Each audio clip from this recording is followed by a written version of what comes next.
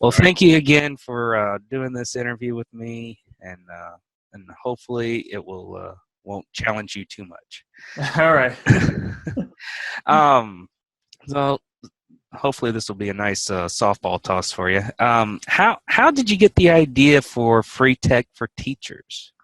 So the idea for it came out of actually a workshop that I went to probably 9 years ago now. My school had a grant for building smaller learning communities, and I went to a technology workshop. And while I was there, I kind of had to make something. That was part of the grant requirement, was to build something that you could share to build a smaller learning community. And so I started a blog just to kind of share, things that I found online that I was trying out in my classroom. And that's where it started. Started there in the fall of 2007. That's where Free Tech for Teachers kind of got going, and it's just taken off from there. It was never had a plan to make it as big as it is. If I had a plan, it probably would have been scrapped long ago anyway. So I guess it doesn't matter.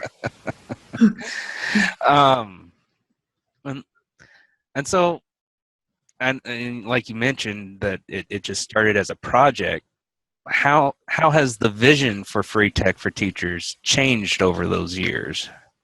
Well, I guess the vision hasn't changed all that much. I mean, originally the goal was simply to help teachers save money and try some new things in their classroom. I've taken more of a how-to approach for a lot of things in the last couple of years. Early on, it was a lot of, this is kind of a neat tool. Here's how you might use it.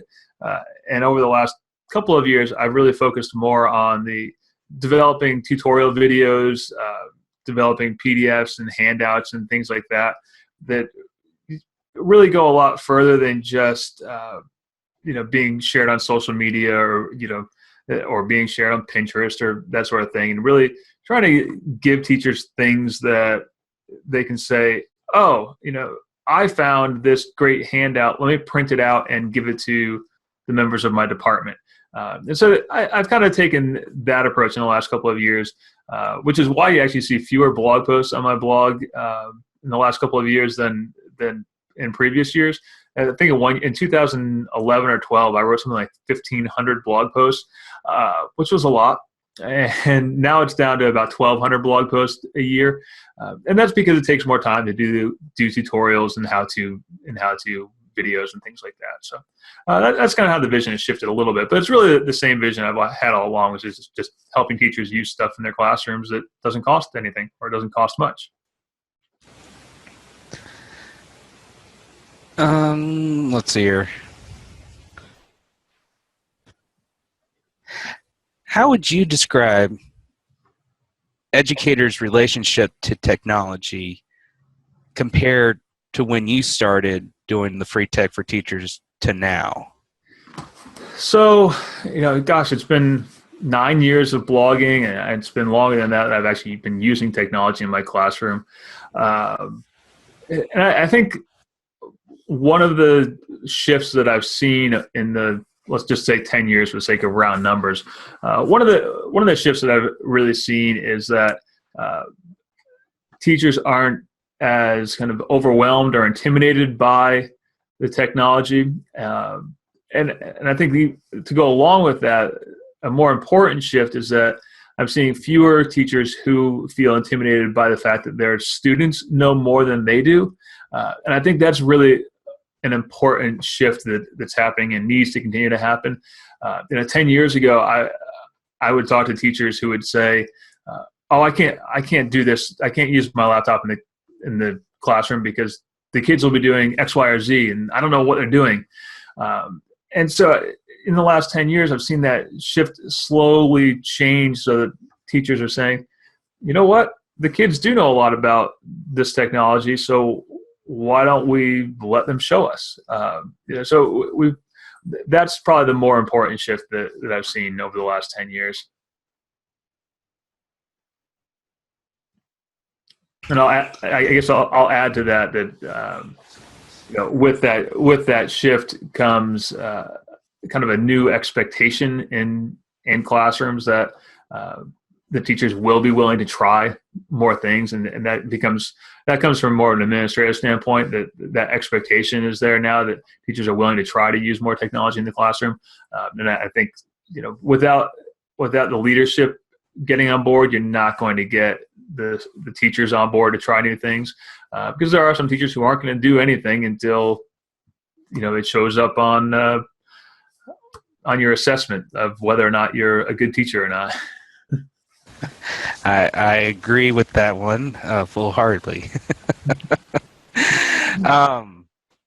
So, and since you've written a lot of blogs and you usually stick with a lot of the free web-based applications and stuff, what features do you look into or that are necessary for a free software or application to be successful among educators? I think the more successful or more popular web apps or iPad apps or Android apps or whatever platform, the more successful ones and the more popular ones are the ones that are actually very specific in their purpose. And by that I mean they don't try to do 15 things at once. They try to do one or two things, and that's kind of a reflection on how we are as educators, and that we don't want to reinvent our curriculum all at once. We want to make some minor tweaks to it. If your lesson plan doesn't go well, you don't necessarily scrap the entire lesson plan. You look at the part of the lesson plan that didn't work or didn't work for your students. And so it's the same way in the technology field. If you try to introduce to teachers a complete solution to solve all their problems at once, you actually end up solving no problems because you won't get people invested in your product. But if they can sign up and say, hey, today I can learn how to use this tool in 15 minutes and it's going to solve one problem for me, those are the things that become really popular. I mean, for example, if you take a look at like Class Dojo or Remind, they serve a very specific purpose in improving teacher to parent and teacher to student communication. And that's really all they do. And so they've become very popular because of that sort of thing. So what would you say to be, if you were only allowed to use one technology, and it doesn't matter if it's web-based or anything, what would be that one tool that, if that's your administrator said you're only allowed to use one technology in the classroom this entire school year, what would that be? Oh, that's a tough one. That's really limiting. I wouldn't want to work for that administrator. But I think at the end of the day, if I could only pick one thing to use, it would probably be some type of blogging platform, whether it's Blogger or EduBlogs or KidBlog, or you pick the blogging, WordPress, you pick the blogging platform. That would be the one that I would say, okay, that's all I get. That's all I'm going to do. And the reason for that is because once you get into blogging and once you understand the basic principles of a blog, there are so many avenues you can pursue with it.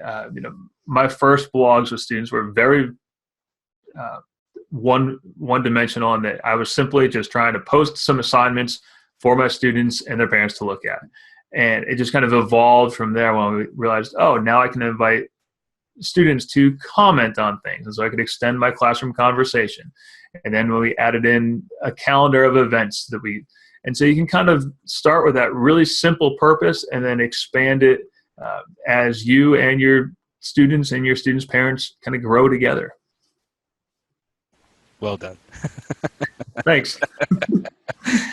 Well, I'll toss you another softball since that one was kind of hard. All right. Because some of us know you as hosting of the free tech for teachers.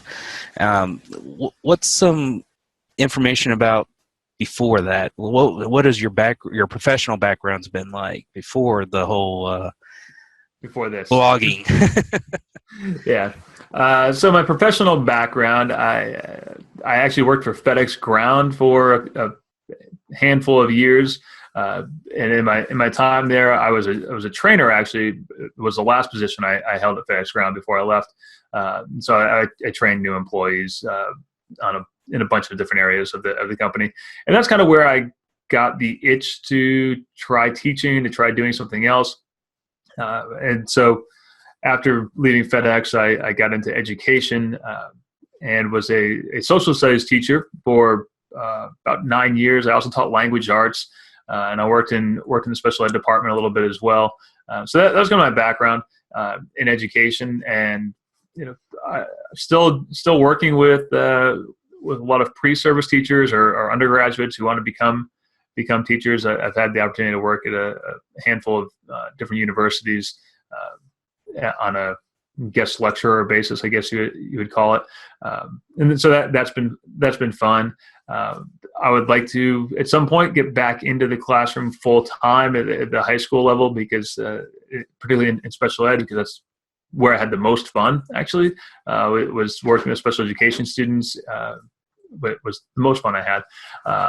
Not to say I didn't have fun doing the other stuff, but I found that to be the most challenging and the most rewarding of all the classes that I taught. So that's my background in education. I started the blog when I was in the classroom full time. Ran it for 5 years before I left my full time teaching position. And so the last few years have been what you see online for the most part. Let's see here. And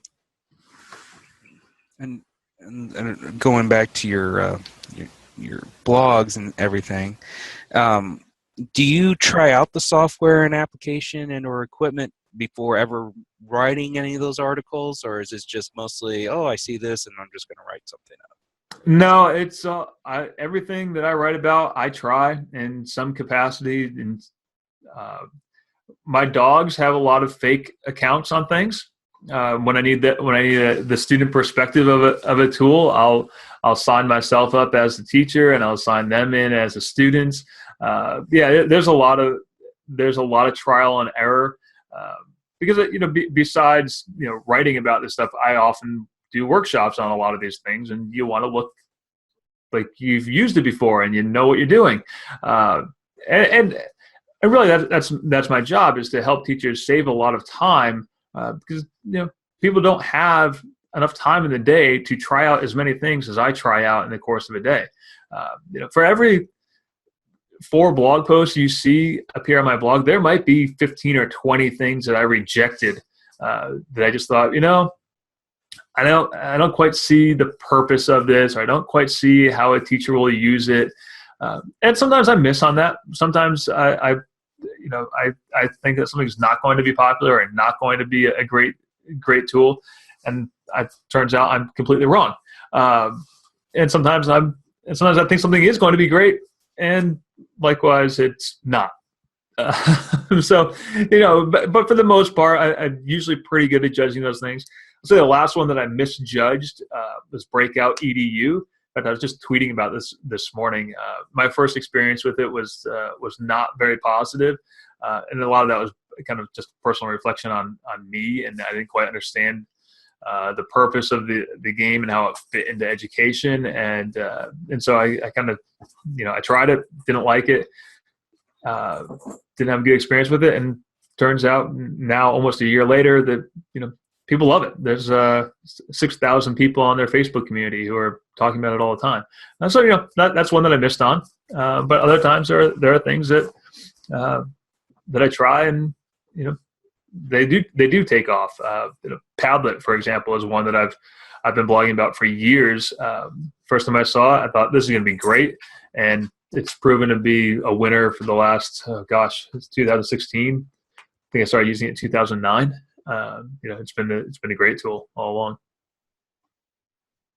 So what was one of those tools that you thought was going to be something spectacular and it turned out to be a bust? So one that, and it's not so much the tool as it was more the marketplace, I think.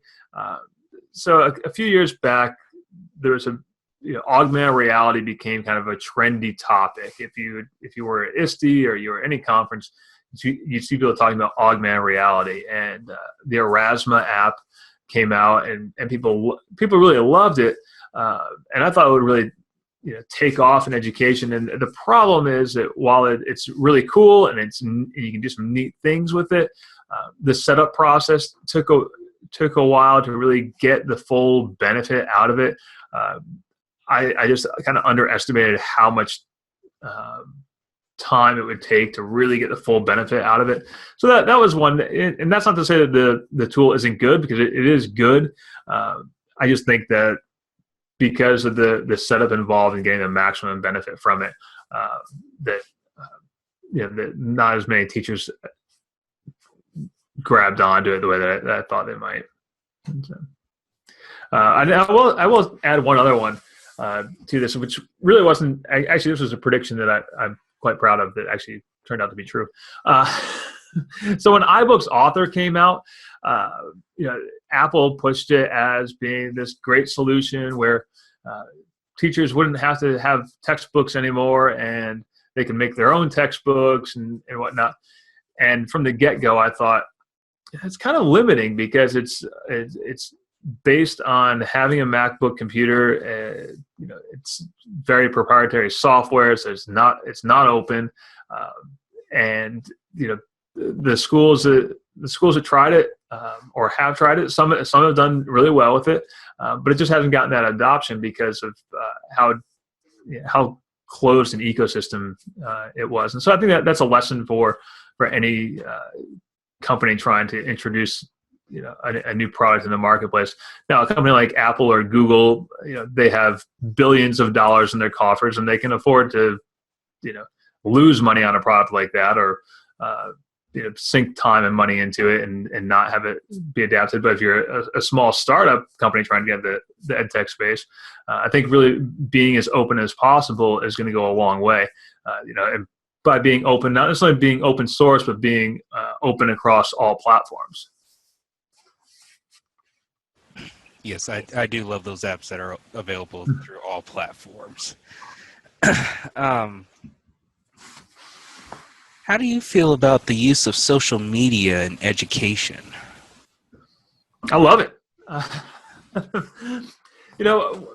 So one of the things I talk about with social media in education quite a bit, I actually teach a course on it, shameless commerce division of my life there. I do teach a class on this. The value of social media is that as popular as your school blog might be, or your school website might be, or you might blast your students and their parents with 1,000 emails or one email, either way, they don't open it. I was just doing some reading on email list rate openings. It's about 20%. If you send out, if you have a list of people on an email, so an email blast, about 20% will actually open the email once they know it's from you. Actually open that email and read it. So it's a really low number. And likewise, going to your school blog or your classroom blog, it's great to have that kind of library of resources there, and you can go and search through it.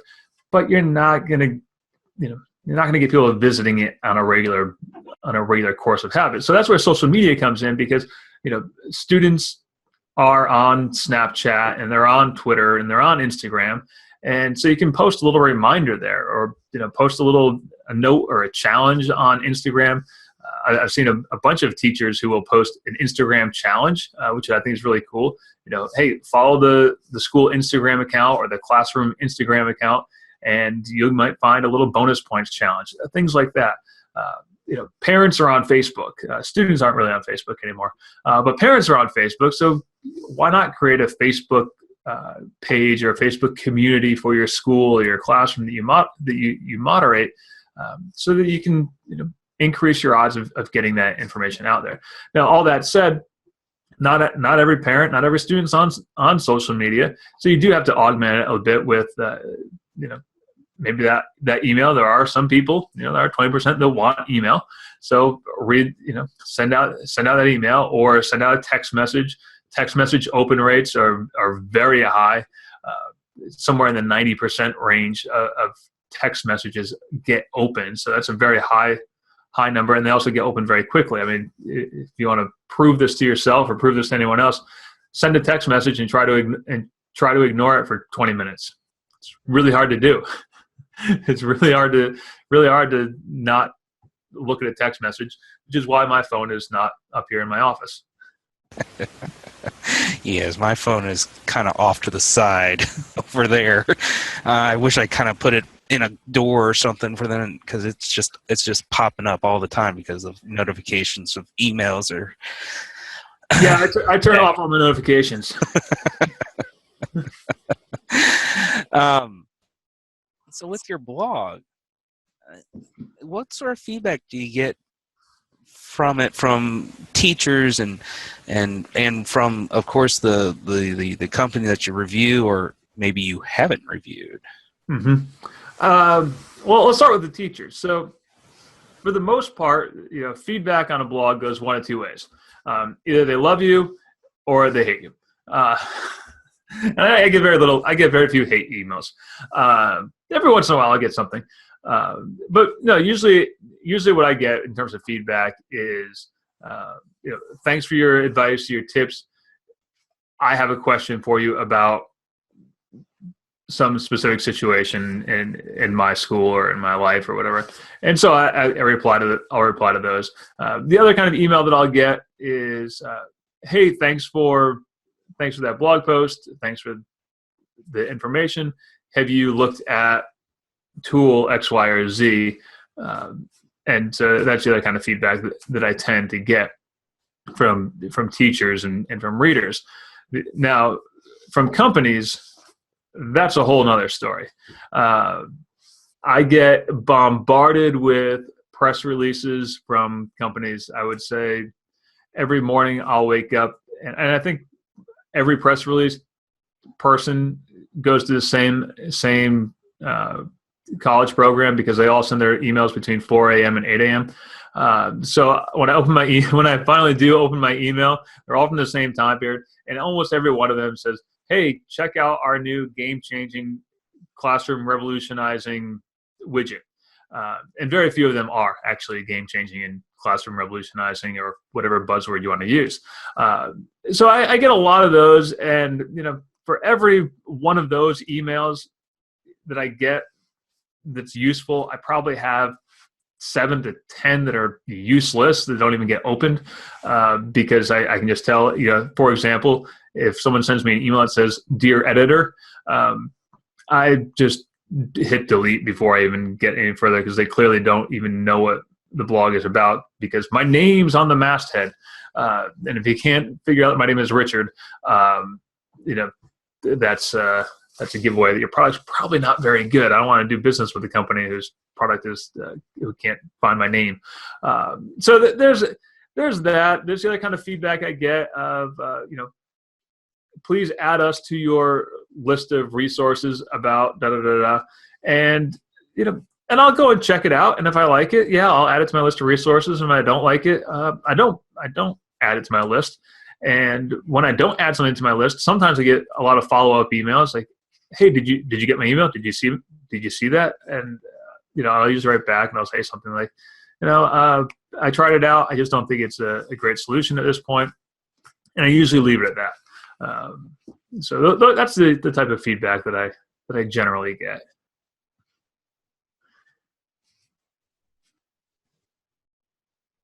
Might help if I unmute the mic. Yeah, it's just like any other. Doesn't matter which field you're in, you're going to get those types of people. Yeah.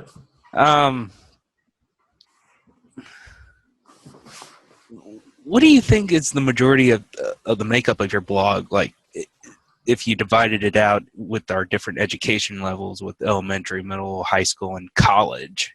Mm-hmm. So in terms of audience demographics, Yeah, audience demographic. Yeah. Yeah.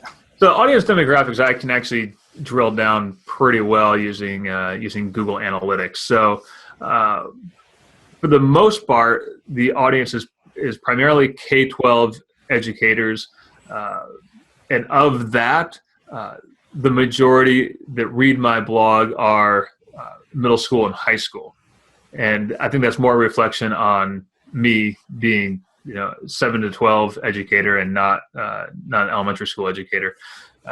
But still, there are a lot of elementary school teachers that read my blog, but the majority is grade 7 through 12. Some higher ed, I'd say probably about 10% are higher ed readers. And again, that's a reflection on the fact that I tend to write for a K-12 audience, not a higher ed audience. But I'm very happy to have a lot of higher ed readers who, 10% of 1 million visitors a month is still 100,000. So it's still a lot. We can put that in perspective. That when I say 10%, we're still talking about close to 100,000 people. And I'm very happy to be able to work with a lot of those people in the higher ed space. And then in terms of geographic distribution, about 70% is North America, the U.S. and Canada. Then outside of that, the next biggest audience for me is Australia and New Zealand, followed by the U.K., and then a smattering of other places around the world. Well, speaking about the world, on your blog, on the Free Tech for Teachers website, do you have some sort of a map for visualization purposes of where the audiences are coming from? I don't publish it. I could. It's a one-click widget that I could show, but I don't. I've got enough stuff happening on the homepage as it is. I don't need to add anything else to it. But I do look at it every Saturday. I take a look at visitor numbers in terms of unique visitors, page views, returning visitors, where they're coming from. I also look at, and this is kind of a tip for anyone who wants to build a blog, really. As I look at the search terms that people use on my blog, so I can kind of get a sense of what people are looking for, either when they land on my blog, they'll search within it, or the terms they're using to get to my blog originally. Because that can give me a sense really of what people are looking for.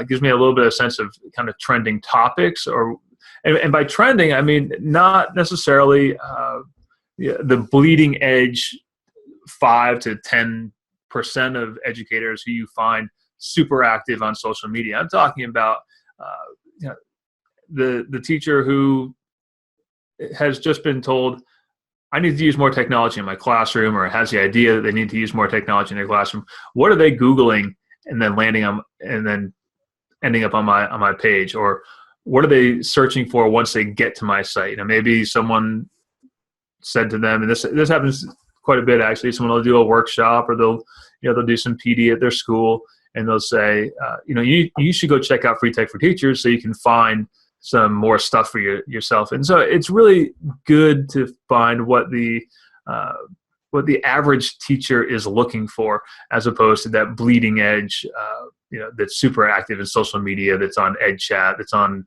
all the Twitter chats and that sort of stuff.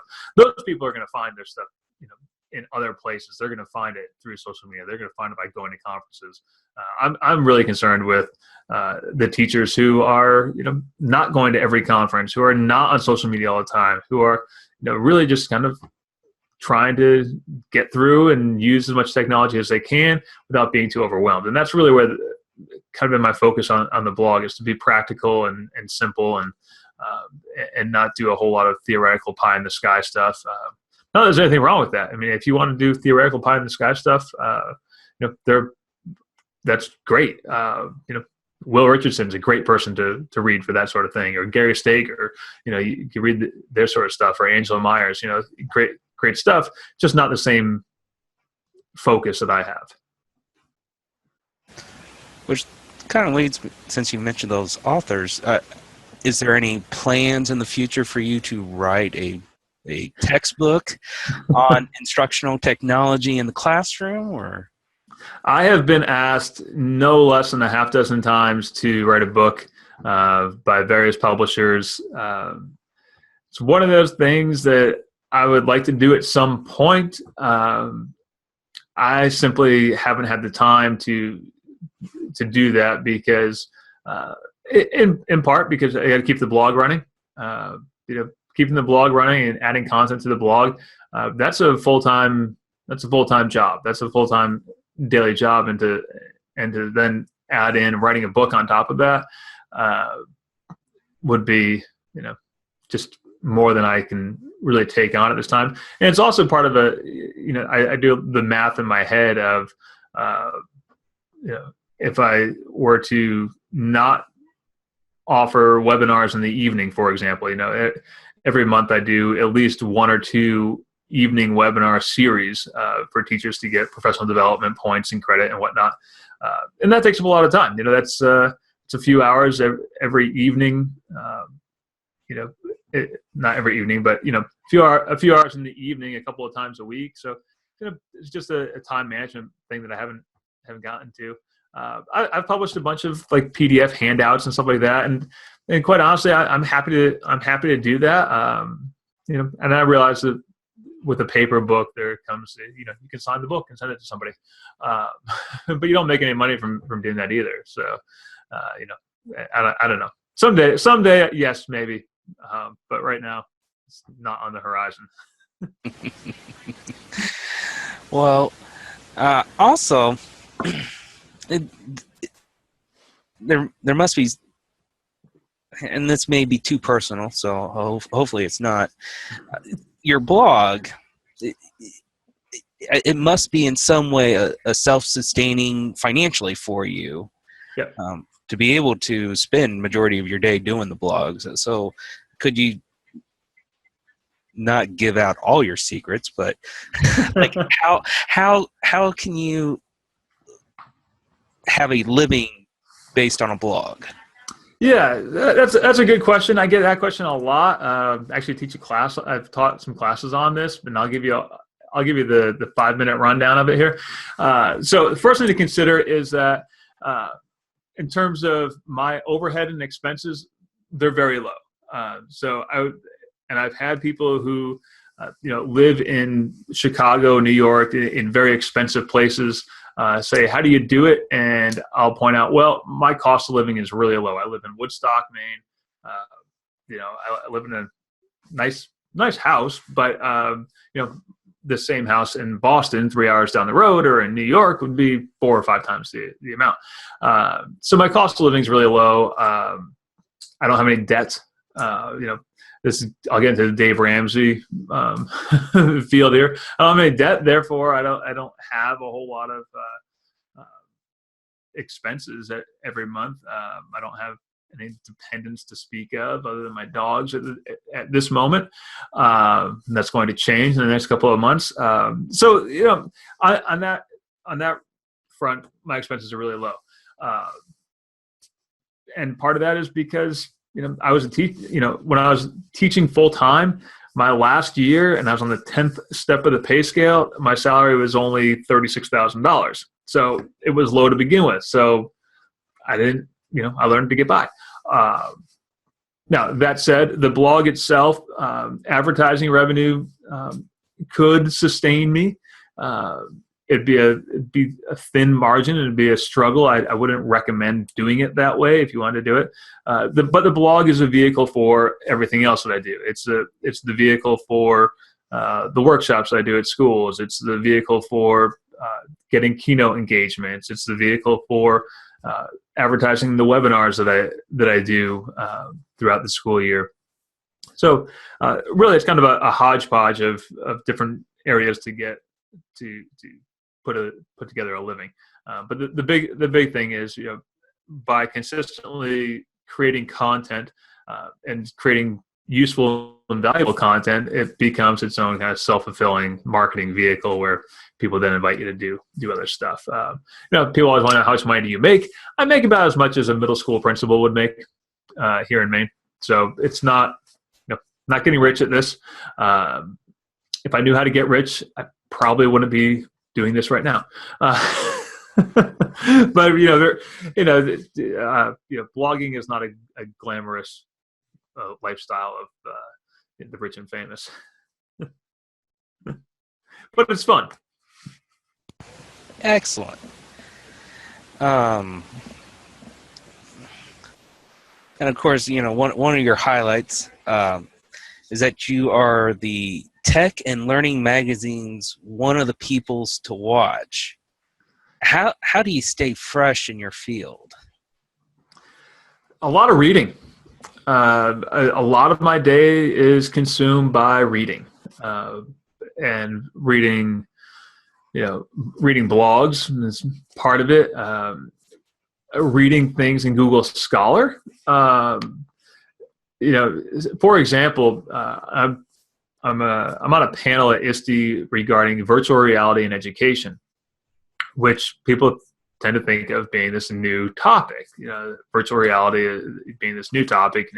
It's kind of gone mainstream now. At CES this year, there were tons of virtual reality headsets and all that stuff. So I started to do some research on virtual reality in education. And rather than just doing a search for kind of trending articles or new stuff in the last year or so, I went on Google Scholar and discovered that there are people studying this in the early 90s. So you're talking about a 20-plus year run-up to where we are right now.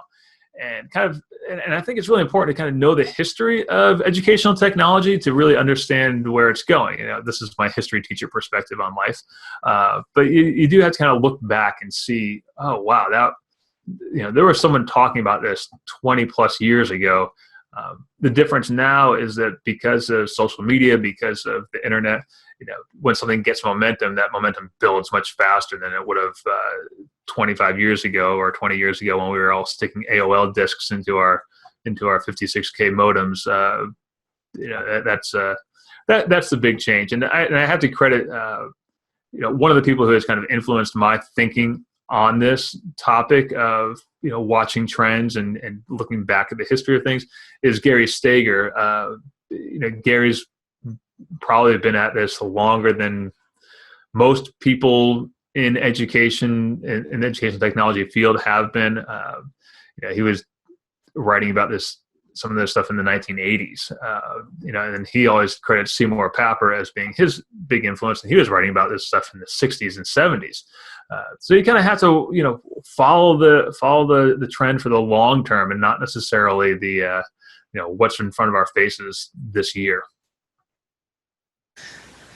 Well, you mentioned two types of realities in this interview: augmented reality and virtual reality, and you predict and augmented reality didn't really get to where a lot of people thought it was going to be.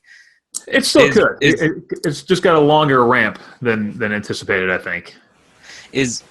Could virtual reality be the same way as augmented reality, where it sounds really nice and everything, but it's just not gonna catch on? That's a good question. I think that we're gonna see the same kind of difficulty we had with augmented reality, in that there's this initial, oh wow, that's really cool factor, to then, all right, this is cool. We kind of know how we can make this work. We know how technology works. Now we need to figure out how do we get it into our classrooms and build it up as this actually pedagogically valuable tool. And I think that's where the challenge is going to be, is once we figure out the technology, and Google Cardboard, great little platform, the Cardboard viewers, and then the being able to make your own Cardboard view with the Android app, really neat. These kind of virtual field trips, if you will. but we need to get to the place where it's not just, oh, cool, look at this virtual tour of Richard's neighborhood, or look at this virtual tour of the Eiffel Tower, but getting beyond that, and where does this become pedagogically valuable? Part of it's going to be in the creation process for students, letting them kind of create their own virtual reality tours or create their own augmented reality pieces of information. That's going to be part of it. It's going to take time to get that technology to a place where it's accessible to the majority of teachers and students. Right now, again, it's kind of that bleeding edge. You might have one or two teachers in your school who are using this stuff, and the rest are going, okay, wow, that looks cool. I don't know how I'll do it. I think virtual reality and augmented reality both will eventually move forward. I think right now we're in that place of, this is cool, let's figure it out from here. And I think the figuring it out process is the part that's going to kind of take a little bit more time. So which reality do you like best? My reality. Yeah, I kind of threw that one at you. Well, I say that kind of half jokingly, but I really do, and I mention this a lot actually when I'm speaking to schools or to conferences about virtual reality or augmented realities. It's really cool to go on a virtual field trip. It's really neat to Skype an author, or to do a Google Plus Hangout with another classroom. That's all really, really cool. But I also think there's a need in education right now for teachers to work with students to stop and think, and really, go outside and take a walk around your neighborhood. Do you know the people in your neighborhood? Do you know what's around your community? I think that's going to be a challenge that we need to work on moving forward. Is, we can connect around the world, but are we connecting locally too? I think it can be very isolating if the only people you ever connect with are the people that are on Twitter or the people that are on your whatever social network you choose. I think all of that stuff needs to kind of augment your own reality of, I live here in Woodstock, Maine. I should know some people in my town. I should know some of the cool things about my town. So that's really the challenge, is how to balance those two things. Don't lose your reality in augmented or virtual reality.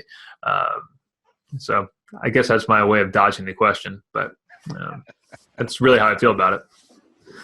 Doesn't sound like a dodge to me. Sounds like a true, honest answer. And to be honest with you, those are all the questions that were written down on those 2 sheets of paper. So. Oh, cool. Yeah. So yeah. Yeah. So now you can relax. Yeah. I'm drinking coffee. I couldn't be any more relaxed. My dogs are circling around right now. This is second walk time right now. Oh, fabulous! They have a morning walk, and then they have a mid-morning walk. Well, I guess I better not hold you up too much longer, or you're going to have some dogs very angry at you. Oh no, he'll be up on my he'll be up on my lap in a second. I actually was surprised he didn't jump up. He usually. Oh, there he is. There we go. Say hi. You say hi? This is Max. There we go. Hi, Max. All right, buddy. You get down now. You get down. All right. Well, I'm looking forward to it. It's going to be good. I'm going to bring some Google Cardboard, by the way, speaking of virtual reality. Oh, great. I'm going to bring a couple of cardboard viewers for people to test out. They're fun. Yeah. Neat little stuff. Yeah, and I think If I can find the email real quick. I know that there's been just because we looked at your list of topics, and let's see here. I believe, yeah, here we go. The two that was selected was Google across the curriculum. Yep, that's pretty popular. And engaging students with video creation projects. Cool. Sounds good. So, and if I understand everything correctly, the same room where you're doing the keynote, that's going to be the same room where you do it, and it'll get streamed there. And because that's something new that we're doing with our SIDLIT conference is having a streaming service. Oh, so, sweet. Yeah, so you get to be our test subject for it. All right, that's how you learn. Exactly. Exactly. Do you have any questions or anything coming up, or? No, I can't think of anything off the top of my head. I haven't booked travel yet, but that'll probably be in the next month or so. Mostly because my credit card can't handle any more travel charges. I have. I'm only home for 5 days in the month of June, so. Oh wow! Pretty much living out of a suitcase for the month of June. So a couple of weeks ago, I booked all my travel for June, and oh boy, oh boy. I better go and get another Citibank card. Yeah, exactly. Oh, well, let's see. I'm trying to think if there's anything else. No, have I sent you any like hotel information? No, you haven't. Okay, I will get that sent to you here in the next day or two. We do have there's a hotel near the Johnson County Community College, which we've reserved some rooms, and they've given us a small discount. So okay, cool. So help you out. All right, appreciate it. All right. Thanks. Yeah, that's it. Thank you, Richard. My pleasure. We'll talk to you soon. Have fun on your walk. Thanks. Bye. Bye.